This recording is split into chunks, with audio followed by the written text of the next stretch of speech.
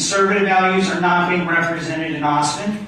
Things are smoke and mirrors in Austin, right?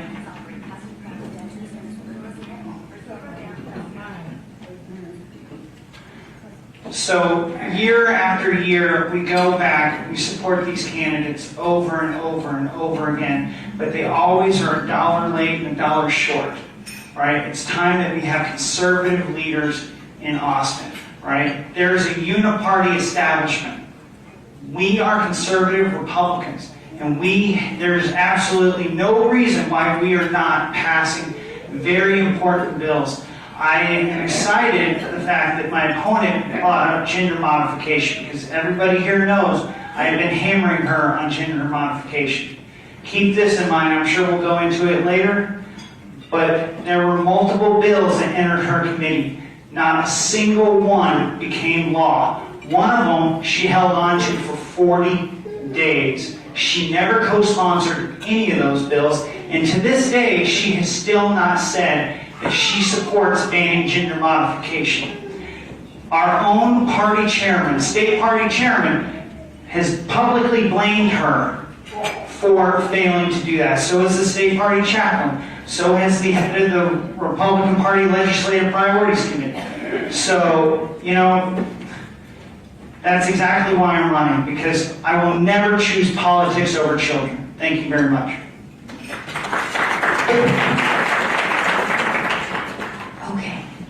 Stephanie, this question's for you. Tarrant County Republicans will potentially lose House Seat 92 to Democrats this fall after redistricting. The current rep, Jeff Kaysen, wrote a really upset response to this new map. As one of the top chairmen of this committee, what is your official response? That it's absolutely not true. And in fact, Representative Kaysen was brought to my office by Representative Tinderholt to apologize for that. For those of you that don't know, the redistricting software that we have in Austin, everything we do on that is tracked. I did not even access that software until the maps were published by the committee. The reason why I did not do so is anybody that is involved in redistricting is probably going to spend the next 10 years in court doing depositions. I had plenty to do with my 6 committees that I'm on in the legislature. So, absolutely not true, and Representative Kaysen has apologized. Okay, David. You have listed abolish abortion as part of your platform. What does that entail, and does it criminalize women who have an abortion? Thank you for that question, right? There's a lot of misinformation about abolish abortion Texas. Now keep this in mind, and many of you are delegates to the state convention in 2020, right? A legislative priority voted on by the delegates was equal protection for the unborn children, right? So if you want to blame anybody for equal protection, you got to blame the delegates of the March Home Party, right? So what I support is Representative Slaton's bill, House Bill 3326, which was probably the strongest pro-life bill ever to enter Texas, right? The same law that protects Stephanie, you, me, I want those same laws to protect unborn children. Because the Republican Party platform says life begins at conception. I was born into foster care, right? I retired from the military, and now I'm running for state representative. God has been good to me because I got a chance. And there is absolutely no reason why, when we have the majority, that we don't abolish abortion. Now keep this in mind. California can ignore immigration law. Colorado can ignore drug laws. Roe v. Wade, in my opinion, is unconstitutional. This is the same court that also brought up the Fugitive Slave Act, right? It is time that we ignore Roe and protect unborn children. I will never apologize for trying to abolish abortion.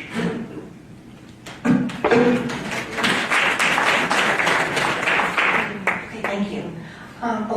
Stephanie, I'd like to give you some time to respond about big controversy with this past session with HB 1399. This bill would have banned gender confirmation surgery, hormone therapy, and puberty suppression treatments for Texas transgender children. I'd love if you could respond on that and just kind of talk to us about, because I'm confused. So I'd love to know a little bit more about that. Thank you for that opportunity. There were 6 bills filed during the last session dealing with this issue. House Bill 68, 4014, and Senate Bill 1646. Those bills would have made this child abuse. House Bill 1399, 2693, and 1311 would have gone off after the professionals that do these procedures. What a lot of people do not know, although I think there are probably some judges here in the room, that the bills that deal with CPS, you still have a court and a DA involved. We've got DAs around the state who've already said that they're not going to prosecute these cases. So it would essentially have the effect of not stopping the procedures. 1399 was the strongest bill addressing this issue. And in fact, the author of 2693 and House Bill 68, Steve Toth, strongly supported 1399 because it was the better bill. It actually codified these prohibitions in the Occupations Code as a prohibited practice, which that involves not just doctors, but nurses and other professionals that are involved in this type of care. That bill was heard in committee on April 14th, and we voted it out on April 15th, less than 24 hours later. We voted that out at the same time we voted out the heartbeat bill and all the other pro-life bills. So that bill was passed, and I strongly supported it. The remarks about not signing on as a co-sponsor on the bill, many committee chairmen do not do so until after a bill leaves committee. So I did not sign on to that. Those bills were refiled during the special sessions, and I was a joint author on those. So a lot of what my opponent is saying is simply not true.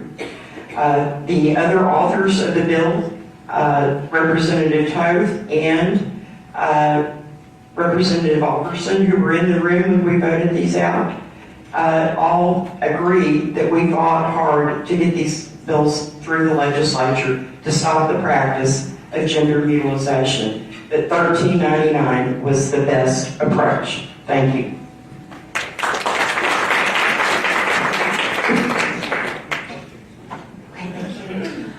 David, your question, and after I ask this and you give a response, I'm going to give each of you a minute to rebuttal, because I think this is a hot topic that we want to hear about.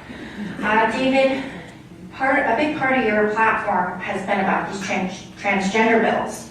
Why are they so important to your campaign? Do you have a specific plan to take this further, to get these bills passed? I just want to know more about what it is that you're claiming. Okay, first I have to say something that's on top of my head from what Representative Klick just spoke. I found yesterday a letter online, 150 organizations and grassroots leaders from around the state signed on to a letter that Representative Stephanie Klick, it played a central role in killing those bills. So everybody's a liar except for her, right? I'm tired of being called a liar. All my supporters are being called liars, but the evidence is there. Why do I care about this so much? Because, many years ago, most of us were against gay marriage, right? Okay, you know what, fine. Supreme Court allowed gay marriage. Now it's already gone this far. Now we can cut off little penises and breasts off boys and girls legally. What's next? I don't know if you know this, there's a minor attracted person. It's basically a pedophile movement in California. And that garbage is going to come here if we don't stop this. Right? If we as Republicans cannot stop this garbage, then what are we even doing here? Right? I will fight for children. I actually never wanted to run for office. I was always interested in politics. But I never thought I'd run for office. I knocked a lot of doors and did a lot of volunteering.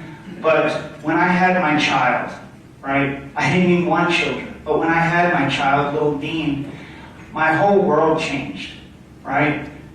I look at him every day and he is my inspiration, right?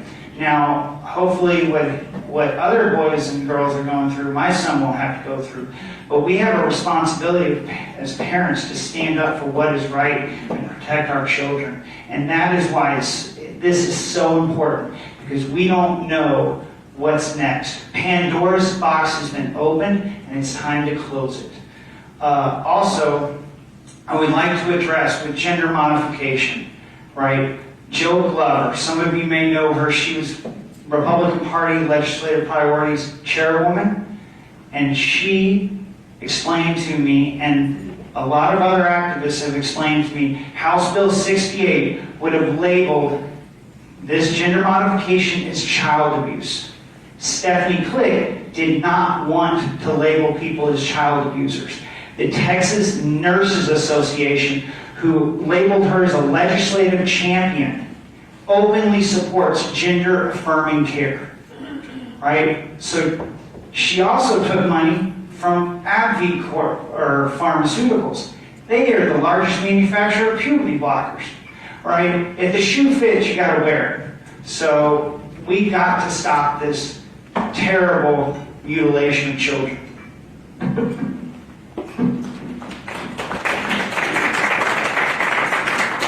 Okay, so I'm going to give each of you a 60-second rebuttal. I think that we both agree that we want to see this practice stopped, but there were only one bill that would really prevent this practice. It would prohibit it, and that was House Bill 1399, and we moved that bill. I think going into this race, it's very important. I think that we all agree in principle that abolishing abortion is important, but I think that we can do that without giving women the death penalty. Those of us who have counseled women that are in crisis pregnancy centers know that the majority of the time it's a 14 or 16-year-old child. Many of them have been drugged to the abortion clinic by mom and dad and coerced into having those procedures done. Do we as a state and as a society want to give those young girls the death penalty? I think not. I think that that is absolutely abhorrent. The heartbeat bill that passed reduced abortions 60% in this state. Since September 1, nearly 20,000 babies have been saved. That is something worth celebrating. It is hugely important that we continue on with the pro-life movement, but I don't think that it's necessary to sentence women to death who've had an abortion. Thank you.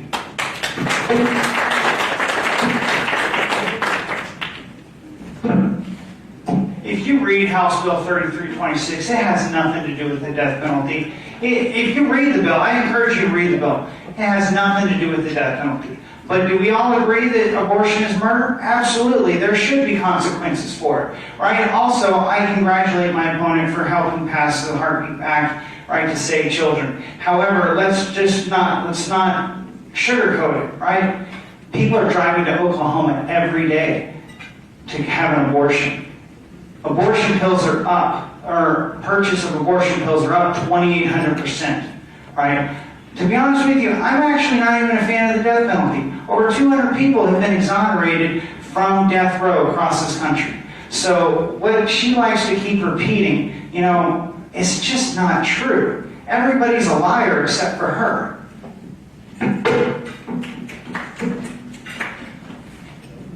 Thank you to our candidates.